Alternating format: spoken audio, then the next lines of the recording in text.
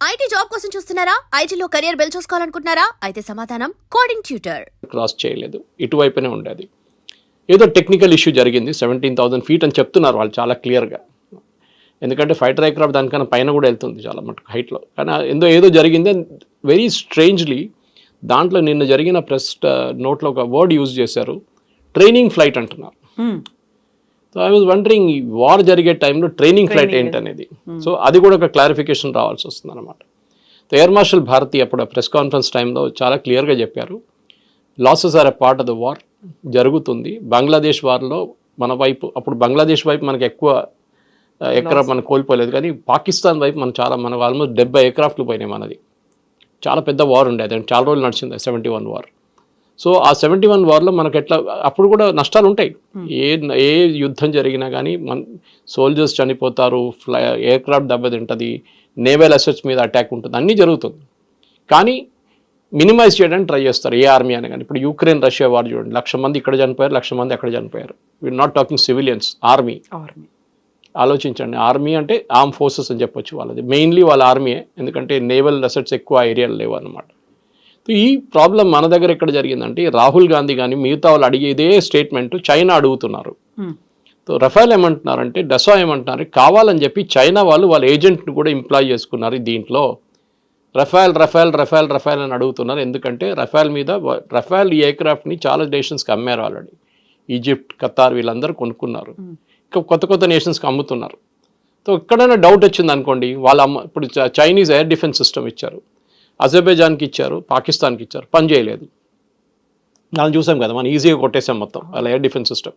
ఇప్పుడు నెక్స్ట్ ఒక కంట్రీకి ఎలాంటి వాళ్ళు తీసుకోరు. అదే టైంలో మన బ్రహ్మోస్ ఇంత ఎఫెక్టివ్గా మనం యూజ్ చేసినప్పుడు ఏమైందంటే, ఆల్రెడీ ఫిలిపీన్స్ మన దగ్గర నుంచి 2 బ్రహ్మోస్ కొనుక్కున్నారు, 2 బ్యాటరీస్లో చాలా మటుకు మిసైల్స్ ఉంటుంది ఎక్స్ట్రా. 2 బ్యాటరీస్ కొనుక్కు ఇప్పుడు ఇంకా 2 అంటున్నారు. ఇప్పుడు చాలా మటుకు కంట్రీస్ గ్రీస్ అడుగుతున్నారంట మన వైపు నుంచి కావాలని చెప్పేసి. సో అమ్మొచ్చు అది. Even though it's Russian joint venture రష్యాతోని, కానీ మనకు 51% స్టేక్ ఉంది. So we have a higher stake in that అనమాట. ఈ జరిగిన దాంట్లో కూడా చాలా క్లియర్గా ఏంటంటే, ఒక యుద్ధం జరిగినప్పుడు మెచ్యూరిటీ మెయింటైన్ చేసుకోవాలి పొలిటికల్ పార్టీస్. మన వైపు నుంచి చూస్తున్న బీజేపీ వైపు నుంచి దానికోసం బీజేపీ కానీ మిగతా పార్టీస్ కూడా, ఈవెన్ శరద్ పవార్ లాంటి పార్టీ కానివ్వండి, మిగతా ఈవెన్ మమతా బెనర్జీ కూడా వాళ్ళు ఎక్కువ లొల్లి చేయలేదు. రాహుల్ గాంధీ ఒక్కరే కన్సిస్టెంట్గా సరెండర్ అని చెప్తున్నారు. సరెండర్ అంటే మీ ఆర్మీ సరెండర్ అయ్యారనమాట. మోదీ కాదు, మోదీ పేరు చెప్తున్నాడు కానీ it's obviously army whereas nobody surrendered. అందరికి తెలుసు ఎవరు డీజీఎంఓ కాల్ చేశారో, పాకిస్తాన్ డీజీఎంఓ మనకు కాల్ చేశారని చెప్పి ఎన్నోసార్లు వాళ్ళే చెప్తున్నారు. మా నూర్ఖాన్ ఎయిర్ బేస్ మొత్తం పోయిందని వాళ్ళే చెప్తున్నారు. 4 F-16 పోయింది అంటున్నారు, వాళ్ళకి అవాక్స్ పోయింది అంటున్నారు వాళ్ళు. ఇదంతా వాళ్ళు ఇచ్చిన స్టేట్మెంట్స్. బ్రహ్మోస్ కొట్టినప్పుడు మాకు 30 సెకండ్లే ఉండే రియాక్ట్ చేయడానికి అని చెప్పారు. చెప్పిన తర్వాత కూడా మన వైపు నుంచి రాహుల్ గాంధీ కన్సిస్టెంట్గా అటాక్ చేస్తున్నా అర్థం కావట్లేదు. ఇప్పుడు అర్థమైంది, ఎందుకంటే చైనీస్ వాళ్ళు ఉపయోగించిన one of the agents of China was Rahul Gandhi obviously. ఎందుకంటే చాలా క్లియర్గా తెలిసిపోయింది that he was asking the same information with Chinese were asking. Chinese వాళ్ళు అడుగుతున్న అదే ఇన్ఫర్మేషన్ రాహుల్ గాంధీ ఎక్కడ పడ్డది చెప్పండి మాకు, అప్పుడు తెలిసిపోతుంది కదా చెప్తే. కానీ చెప్పరు మన వాళ్ళు. ఏ జరిగినా కానీ ఆర్మీలో ఎయిర్ ఫోర్స్లో అన్లెస్ పబ్లిక్ ఏరియాలో వచ్చి పడింది అనుకోండి, అప్పుడు they will give a statement. కానీ పబ్లిక్ ఏరియాలో ఎక్కడ ఏం పడలేదు. ఆ ఎయిర్క్రాఫ్ట్ పాసిబిలీ తిరిగి వస్తున్నప్పుడు రన్వేలో దిగిందో లేదో, ఏదో డ్యామేజ్ అయిందో ఏదో అయి ఉంటుంది. సో దానికోసం Rafale says 1 aircraft is out of service. వాళ్ళు యూజ్ చేసిన వర్డ్ అది, out of service. So if it is right of simple. Otherwise వాళ్ళు రీప్లేస్ చేస్తారంటే దాన్ని రీప్లేస్ చేస్తారు రేపు. ఇది మన కార్ కొనేటప్పుడు ఉంటుంది, ఒక సంవత్సరం లోపల పని చేయకపోతే మొత్తం చాలా పెద్ద ప్రాబ్లం ఉంటే దాన్ని మెయింటెనెన్స్ చేయకపోతే దాన్ని రిటర్న్ చేసేస్తారు. ఇప్పుడు మనం చూసాం ట్రివాండ్రంలో వచ్చిన ఎయిర్క్రాఫ్ట్ కూడా అదే. ఫస్ట్ వాళ్ళు ఏమన్నారు, లో ఫ్యూయల్ అన్నారు. లో ఫ్యూయల్ తర్వాత చూస్తే హైడ్రాలిక్ అన్నారు. హైడ్రాలిక్ కోసం వాళ్ళ HMS ప్రిన్స్ ఆఫ్ వేల్స్ నుంచి ఒక హెలికాప్టర్ క్రూని తీసుకొచ్చారు. వాళ్ళు ట్రై చేశారు, వాళ్ళతో కాలేదు. మళ్ళీ వాళ్ళు రిటర్న్ వెళ్ళిపోయారు. మళ్ళీ కొత్త టీం మొన్న వచ్చారు, ఒక 40 మంది వచ్చారు వాళ్ళు రిపేర్ చేయడానికి. సో ఇదేదో చిన్న ఎయిర్క్రాఫ్ట్ కాదు, ఇదే కార్ రిపేర్ చేయడమో లేకుంటే ఒక 2-wheeler రిపేర్ చేయడం కాదు. ఇది $100 million ఎయిర్క్రాఫ్ట్ అంటే ఆలోచించండి దాని యాక్చువల్ రేట్ ఎంత ఉంటుంది మన ఇండియన్ కరెన్సీలో. సో ఆబ్వియస్లీ దీన్ని ఒక మెచ్యూర్ వేగా డీల్ చేయాల్సి వస్తుంది. ఇజ్రాయెల్లో చూడండి, ఇజ్రాయెల్లో వాళ్ళు ఇంతమంది ఇవాళ కూడా వాళ్ళు 4 సోల్జర్స్ని కోల్పోయారు, 5 ఇవాళ యంగ్ పీపుల్ 19-20 సంవత్సరాల సోల్జర్స్ గాజాలో. సో వాళ్ళు అడగరు, వాళ్ళ అపోజిషన్ పార్టీస్ అడగరు ఎక్కడ పడ్డారు అది చెప్పండి, మాకు ఎక్కడ పడ్డది ఇక్కడ చెప్పండి. మిసైల్స్ వచ్చి వాళ్ళ మీద కూడా పడ్డది కదా, హైఫాలో పడ్డది, టెలవీవ్లో పడ్డది, కానీ వాళ్ళు రియాక్ట్ కాలేదు. వాళ్ళు పాజిటివ్గా రియాక్ట్ అయ్యారు, సరే పడ్డది, డ్యామేజ్ అయింది, we are taking care of it, finished, matter ends. ఇక్కడ అది కాదు, మాకు ఎన్ని ఎయిర్క్రాఫ్ట్ పోయింది చెప్పండి, ఎన్ని ఎయిర్క్రాఫ్ట్ పోయింది, స్పెసిఫిక్గా ఎయిర్క్రాఫ్ట్ ఒకటే అడుగుతున్నారు. పాకిస్తాన్ వైపు ఎన్ని పోయిందని అడగట్లేదు మన వాళ్ళు. రాహుల్ గాంధీ కానీ మిగతా కొన్ని ఆపోజిషన్ పార్టీ వాళ్ళు పాకిస్తాన్ది ఎన్ని ఎయిర్క్రాఫ్ట్ పోయింది మాకు చెప్పండి అని చెప్తే మేము మళ్ళీ అదొక ఇంకొక లాజిక్ ఉంటుంది దానికి, అది లేదు. Anyway as of now డసా is taking care of it. మన ఎయిర్ ఫోర్స్ అయితే మాట్లాడరు దాని గురించి, సింధూర్ కూడా అయిపోయింది. కానీ పాకిస్తాన్ వైపు నుంచి ఇంకా స్టేట్మెంట్లు వస్తూనే ఉన్నాయి. మా వైపు జరిగింది ఇది, రఫాల్ మాది బ్రహ్మోస్ కొడితే మాకు 30 సెకండ్లు ఉండే అని చెప్తున్నారు. అది కాకుండా నూర్ఖాన్ ఎయిర్ బేస్ కానివ్వండి, జకోబాబాద్ కానివ్వండి, మిగతా ఎయిర్ ఫోర్స్ బేస్ మీద జరిగిన వాళ్ళ డ్యామేజ్ కూడా నిన్ననే మొన్న 3 రోజుల క్రితం ఒక ఫార్మర్ సీనియర్ సిఐఏ ఏజెంట్ ఏం చెప్పారంటే దట్ వాళ్ళ న్యూక్లియర్ వెపన్స్కి ఒక అమెరికన్ జనరల్ దగ్గర ఉందంట, who is స్టేషన్డ్ in Islamabad. So Pakistan cannot operate, వాళ్ళ న్యూక్లియర్ బటన్ వాళ్ళు ఆపరేట్ చేయలేరు వితౌట్ అమెరికన్ పర్మిషన్ కూడా కాదు, వాళ్ళు కీ ఆపరేట్ చేస్తేనే ఇది న్యూక్లియర్ మిసైల్స్ రిలీజ్ చేయొచ్చు. అది అమెరికా అక్కడ వచ్చి కూర్చున్నారు వాళ్ళు, ఎందుకంటే వాళ్ళకి భయం ఏంటంటే ఈ తాలిబాన్ చేట్లను లేకుంటే అల్ఖైదా చేట్లను లేకుంటే ఐసిస్ చేతులు ఢిల్లీ పడిపోతే న్యూక్లియర్ వెపన్ రేపు వాళ్ళు తీసుకొచ్చి వాషింగ్టన్ మీద వాడేస్తారు, లేకుంటే న్యూయార్క్ మీద వాడేస్తారు. అది కాకూడదని చెప్పి చేస్తున్నారు అన్నమాట. సార్ ఇప్పుడు చివరికి పాకిస్తాన్ అయినా మాకు ఎంత నష్టం జరిగింది అనేది చెప్పుకుంటోంది, భారత్ ఎందుకు చెప్పుకోవట్లేదు? ఒక పారదర్శకత అనేది ఉండాలి, ఎందుకంటే డిఫెన్స్ సిస్టమ్ మీద పెట్టేదంతా మన డబ్బే కదా, చెప్పాల్సిన అవసరం ఉంది కదా అని.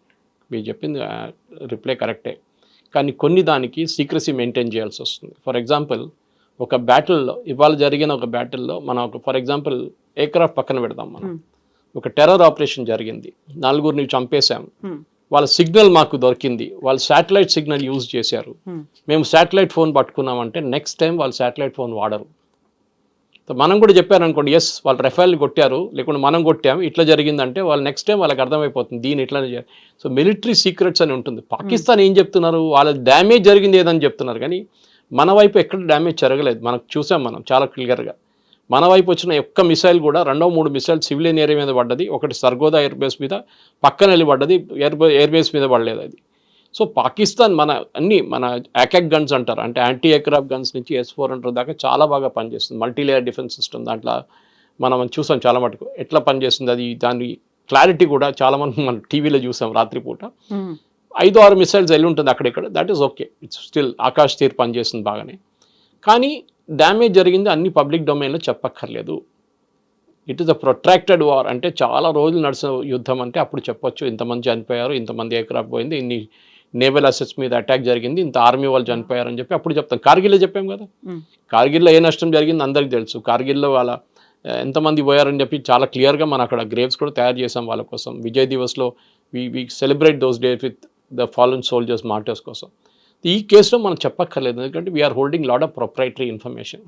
నెక్స్ట్ సర్జికల్ స్ట్రైక్ అప్పుడు చెప్పలేదు, ఇది ప్రెసిషన్ స్ట్రైక్ ఇది కూడా చెప్పలేదు, చెప్పరు ఎప్పుడు చెప్పరు. ఎందుకంటే మీరు సర్జికల్ స్ట్రైక్లో మేము ఇట్లా కొట్టామని చెప్తే నెక్స్ట్ టైం వాళ్ళు రెడీగా ఉంటారు దానికోసం.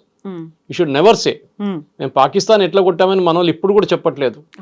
నూర్ఖాన్ బేస్ ఎట్లా కొట్టామని చెప్పట్లేదు, జకోబాబాద్ ఎట్లా కొట్టామని చెప్పట్లేదు, కైరానా హిల్స్ దగ్గర ఏం చేసాం మనం చెప్పట్లేదు. సో వీఆర్ నాట్ స్పీకింగ్, అది maturity of an army is there. Israel వాళ్ళు ఇంత పెద్ద క్యాంపెయిన్ చేశారు ఇరాన్ మీద, వాళ్ళు మొత్తం ఇన్ఫర్మేషన్ ఇచ్చారు బయట, ఎక్కడ ఇవ్వలేదు. అటాక్ చేసాం, బాంబ్ చేసాం, యూఎస్ కూడా B-2 బాంబర్స్ తీసుకెళ్ళాం, కొట్టాం.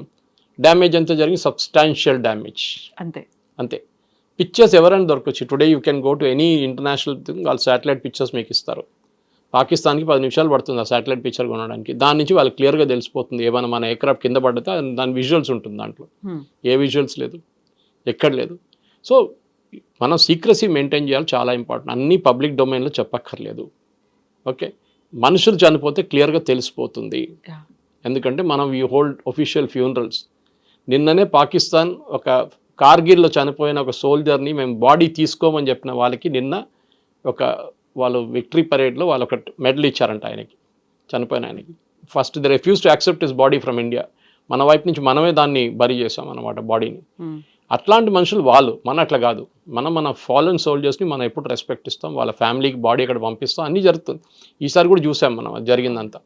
పహల్గామ్లో జరిగింది కానివ్వండి, మిగతా అన్ని ప్లేసెస్లో కూడా we take care of our soldiers very well. అది ఉంది.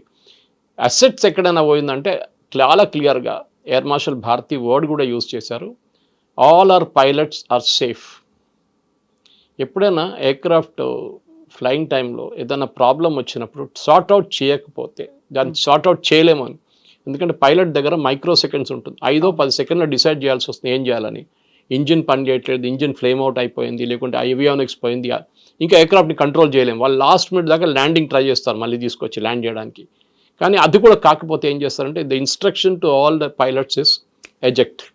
వాళ్ళ దగ్గర ఒక బటన్ ఉంటుంది, ప్రెస్ చేస్తే పైకి ఎయిర్క్రాఫ్ట్ నుంచి బయటికి వెళ్ళిపోతారు, పారాషూట్ ఓపెన్ అయితే ల్యాండ్ అయిపోతారు. ఎయిర్క్రాఫ్ట్ పోతుంది, ఎక్కడో వెళ్ళి పడిపోతుంది. అది ఎందుకు చేస్తున్నారంటే ఒక ఎయిర్ ఫోర్స్ పైలట్ని ట్రైన్ చేయడానికి మీరు 2.5-3 కోట్లు ఖర్చు పెడతారు. Your life is more valuable than the aircraft రేపు కొనొచ్చు. ఇంకొక పైలట్ని ట్రైన్ చేసి తీసుకురావాలంటే చాలా కష్టపడాలి. మన దగ్గర ట్రైన్ చేస్తారు హకీంపేటలో. ఫస్ట్ అక్కడ ఫిక్స్ వింగ్ ఉంది, దిండిగల్లో ఫిక్స్ వింగ్ ఉంది, హకీంపేటలో హెలికాప్టర్ డివిజన్ ఉంది మన దగ్గర.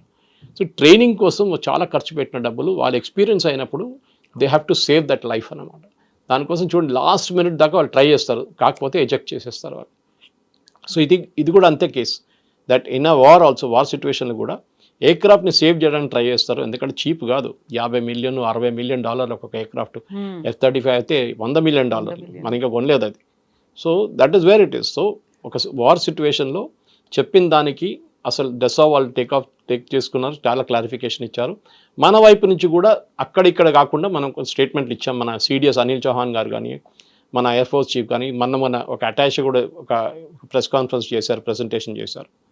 సో కానీ దాన్ని కూడా మన మీడియా ట్విస్ట్ చేస్తారన్నమాట. ఏదైనా చెప్తే మోదీ గారు ఎందుకు చెప్పలేదు, మోదీ గారు ఎందుకు మాట్లాడలేదు అని మోదీ గారు చెప్పక్కర్లేదండి. ఒక డిఫెన్స్ మినిస్టర్ ఉన్నారు, డిఫెన్స్ సర్వీసెస్ ఉన్నారు, వాళ్ళు మాట్లాడతారు ప్రొఫెషనల్గా, వాళ్ళకి తెలుసు ఇట్లా మాట్లాడాలని. సరే.